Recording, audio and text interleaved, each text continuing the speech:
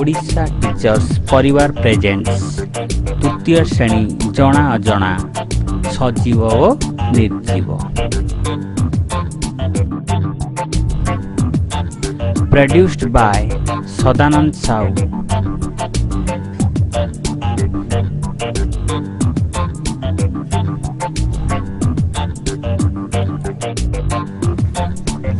चलो पिले सजीवर केते गुड़िए लक्षण विषय जानिबा।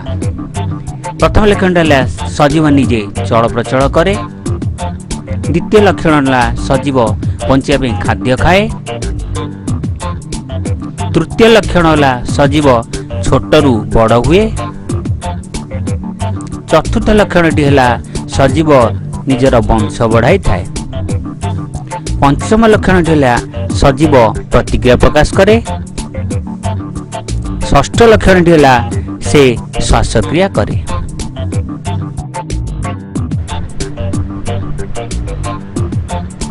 प्रथम लक्षण है निजे सजीव चल प्रचल करे।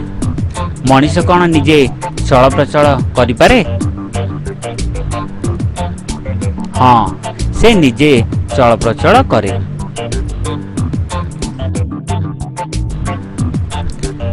बादुड़ी परी पक्षी माने कौन चल प्रचल करि पारंती? हाँ, से चल प्रचल करंती।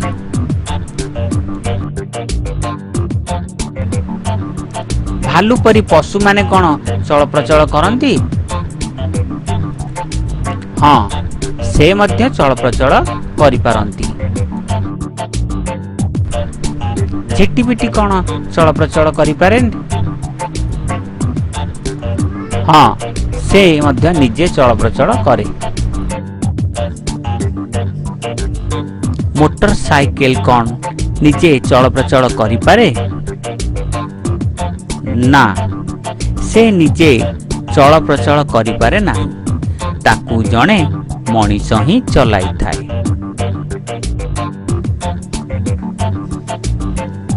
कार कौन निजे चल प्रचल करि पारे? ना, से निजे चल प्रचल करि पारे नाही। ताकू मध्य जणे मनीष ही चलाई थाए।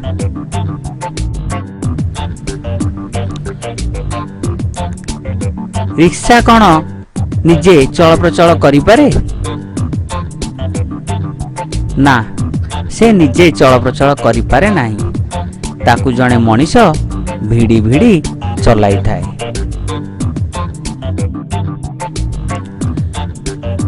पिला माने एथिरु आमे जानिले मनीष पशु पक्षी कीट पतंग आदि सजीव माने निजे चल प्रचल हुअंती।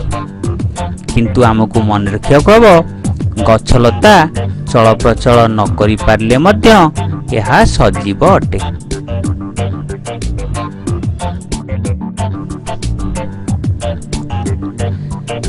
सजीवर द्वितीय लक्षणटी है प्रत्येक जीव बंचिया खाद्य खाए।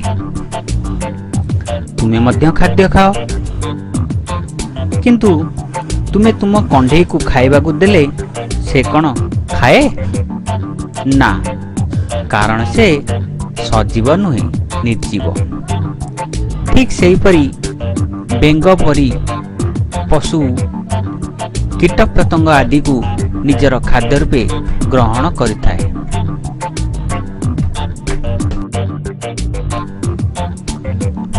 पिला माने तुमे कहि परिबो गछ खाद्य खाए कि नहीं? एई देख गछ केमिति जल ओ सार को शोषुछि। तार खाद्य होला जल ओ धातव लवण।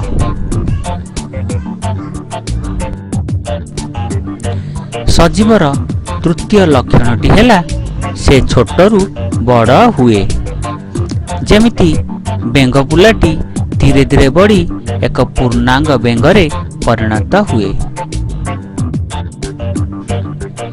ठीक सेहीपरि अंडारू कुकुड़ा चिया बाहरी एक पूर्णांग कुकुड़ारे परिणत हुए। छोट पिलाटीए धीरे धीरे बढ़ी एक बालक परिणत हुए एवं सही बालक धीरे धीरे बढ़ी पूर्णांग वयस्क परिणत हुए। पिलामाने गछ मध्य छोटरू बड़ होइथाए। मंजी भितर थिबा छोटिया सुप्त गछटिए परे बढ़ी विराट द्रुमरे परिणत होइथाए। पिलामाने एथिरु आमे जानिले पशु पक्षी कीट पतंग आदि समस्त सजीव माने छोटरू बड़ हुअंती अर्थात से माने बढ़ंती। सजीवर चतुर्थ लक्षणटी हेला से निजर वंश बढ़ाई थाए। जेमिति आंब गछटिए निज टाकरू आउ गोटी आंब गछ को जन्म दिए एवं से पुणी बड़ होई आउ केतक आंब गछ को जन्म दियंती।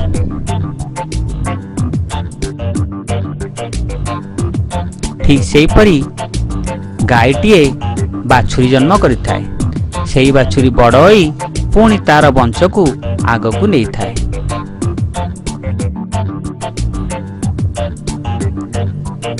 कुकुड़ा मध्य अंडा देई थाए। से अंडारू कुकुड़ा चिया बाहरी बड़ होई थांती एवं से पुणी निजर वंश को आगकू बढ़ाई थांती।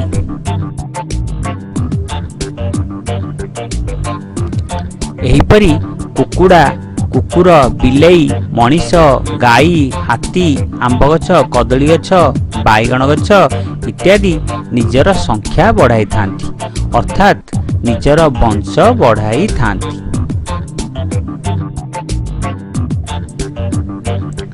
सजीवर पंचम लक्षणटी हेला से प्रतिक्रिया प्रकाश करिथाए। उदाहरण स्वरूप लाजकोली लताटिकु छुईले तार पत्र आपे आपे जाकी हो जाई थाए। चाकुंडा गछर पत्र रातिरे मुजी हो जाई थाए। सकाळू सूर्यालोक पाइले ही एही पत्र गुड़िक आपे आपे खोली थाए। पद्म फूलटीए सूर्यालोक पाइले ही प्रस्फुटित होइथाए।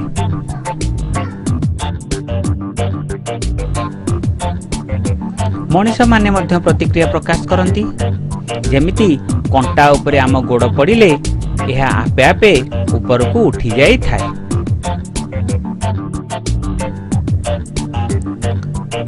तेलुणी पोक को आमे जदि छुईबा तेबे यह पैसा परी गोल होई जाए।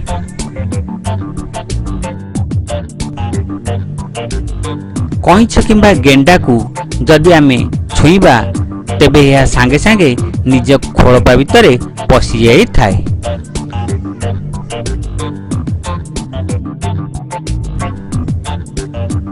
एथुरु आमे जानिले तेंतुली और चाकुंडा पत्र बुझी हेबा, लाजकोली पत्र बुझी हेबा, तेलुणी पोक गोल हेबा, गेंडा और कईछ खोलरे लुचि जिबा, कंटा बाजी गले गोड़ आपे आपे ऊपर को उठी जिबा भली काम को प्रतिक्रिया प्रकाश करिबा कुहा जाए।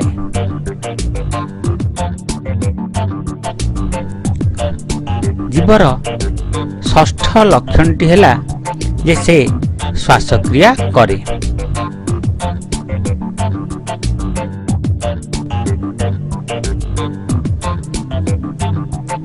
मनीष नाक बाटे अम्लजान ग्रहण करिथाए जहाँ फुसफुस रे पहुँचे एवं सेठारू अंगारकाम्ल गैस बाहरी नाक बाटे बाहर को जाइथाए।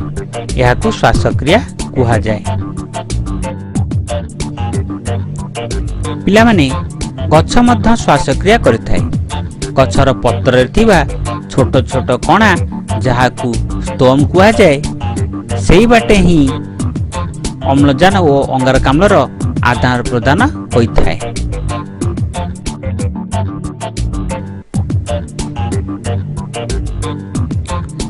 प्रत्येक जीवर शरीर कोषरे तैयारी ठीक जेमती कांथ इटारे तैयारी।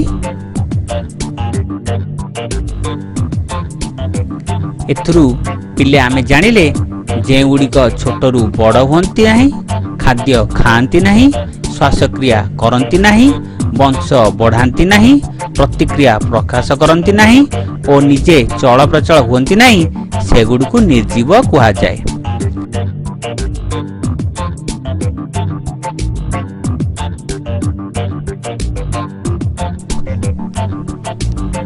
କିନ୍ତୁ ଯେଉଁମାନେ ଉପରୋକ୍ତ ଲକ୍ଷଣ ଗୁଡ଼ିକ ପ୍ରଦର୍ଶନ କରନ୍ତି ସେମାନଙ୍କୁ ସଜୀବ କୁହାଯାଏ। ଧନ୍ୟବାଦ।